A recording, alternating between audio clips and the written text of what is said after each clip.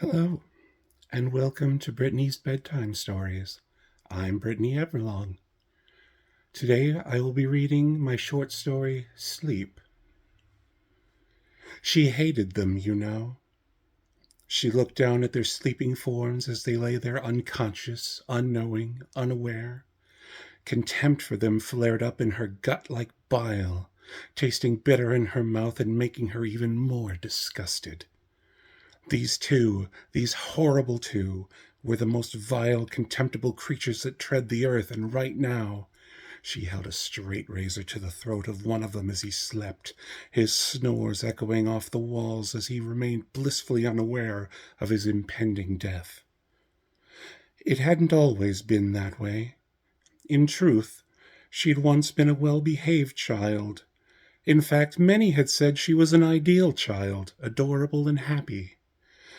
She had been born into less than ideal circumstances, to a very young single mother who'd been suckered in by a manipulative man. But the mother's family had rallied around them, helping out where they could and assist in raising the child.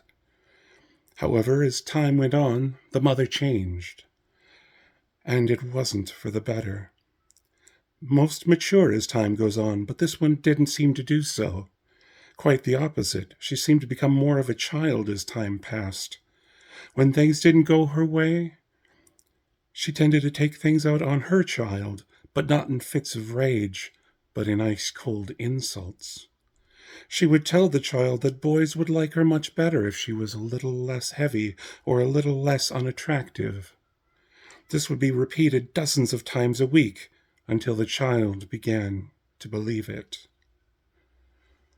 The mother married several times as the years went on, always spur-of-the-moment affairs with men who were ambiguous about their feelings at best, and usually negligent to hostile towards the child.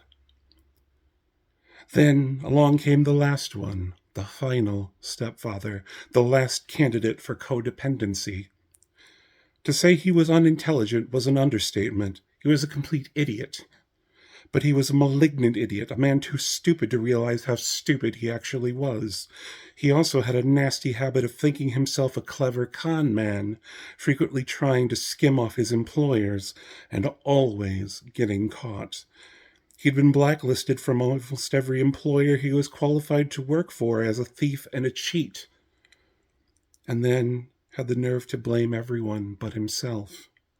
Unfortunately, this also contributed to him having a massive ego and a hair-trigger temper, both of which were constantly tested by the child.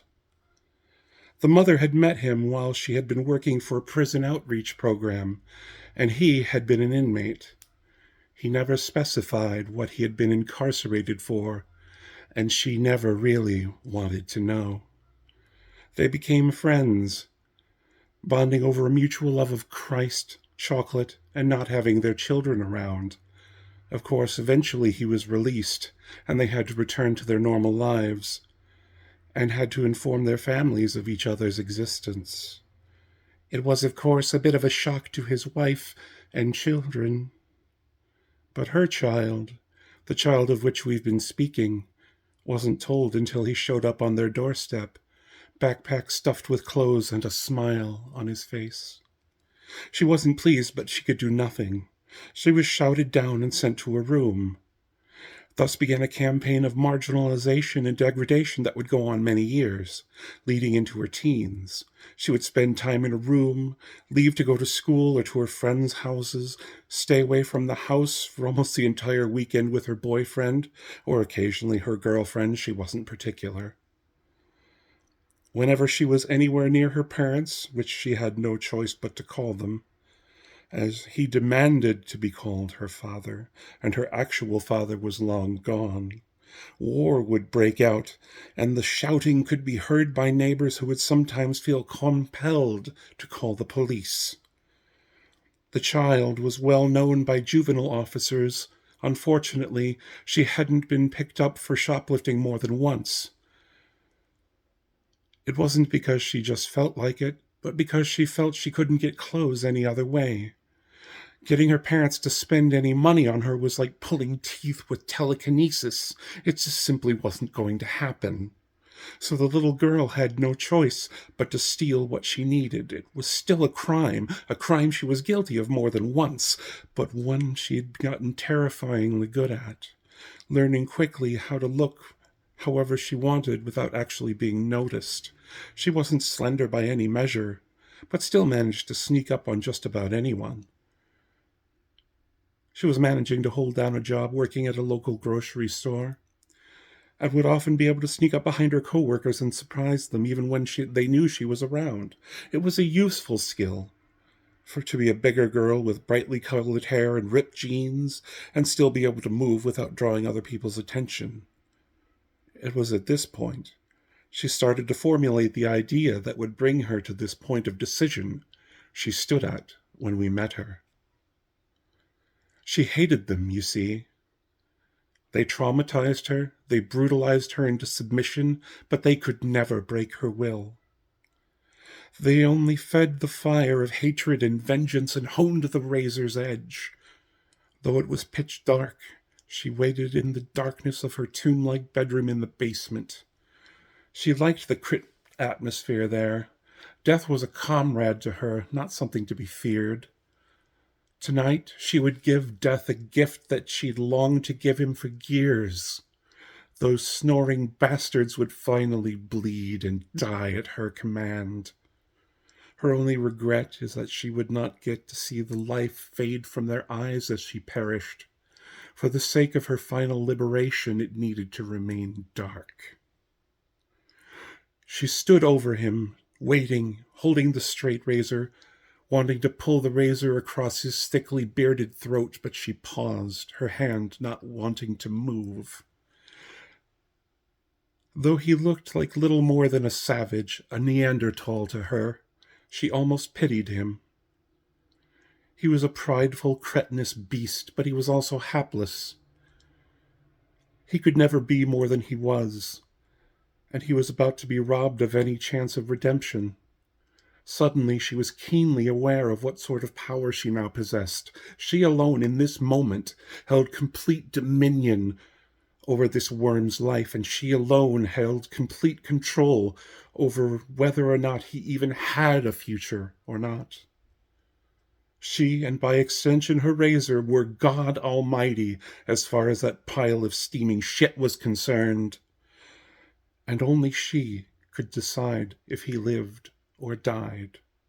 Not some bearded old voyeur in the clouds, not some vague, nameless concept of deity, not some middle-aged Jewish carpenter. It was her, and only her. And she chose. Her hand glided with minimal effort back towards her body with a sickening, slicing sound, and the snore turned into a series of wet gurgles and then fell silent forever. She remained silent and still for just a moment, waiting to see if the mother was going to awake, expecting a fight. But astoundingly enough, the mother remained asleep, Prince Valium continuing to faithfully hold vigil. She walked slowly around the bed, now starting to become slick with the blood of the future maggot colony laying on the side nearest the bathroom, trying hard not to step in the substance she was sure would give her hepatitis. She crept around to the opposite side of the bed and looked down at the mother, feeling 13 years of emotion well up inside of her stomach like a bad sandwich. She'd always heard that once you'd done your first, it got easier, but like with sex, it was all bullshit. Sex still hurt after the first time, and killing was still hard to do after the first one, even if they deserved it. She took the razor and held it just above the mother's throat, trying not to think of the woman as her mother.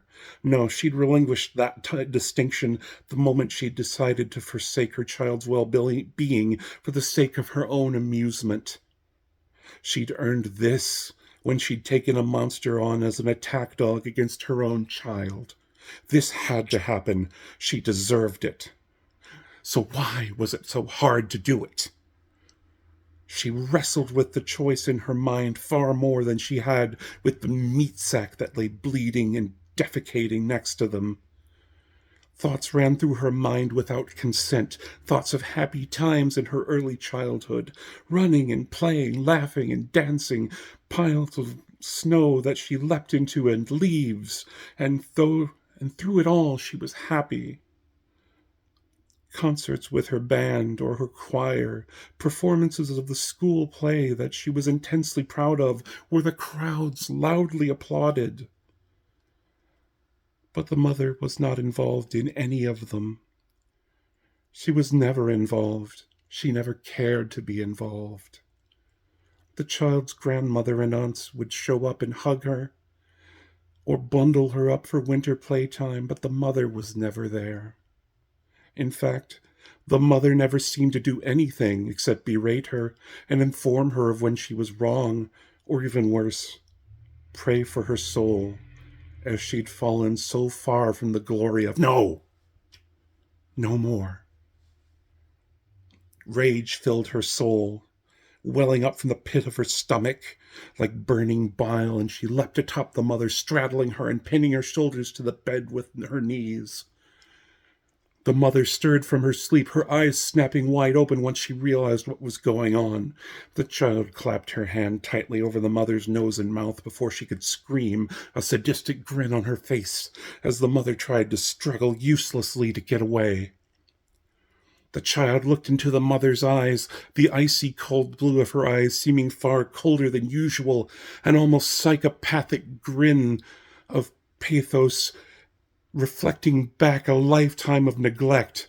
No, we can't have you screaming, Mom, the child hissed, barely above a whisper. She drove one of the corner points of the straight razor into the mother's throat, causing the mother to whimper, but making her stop moving immediately.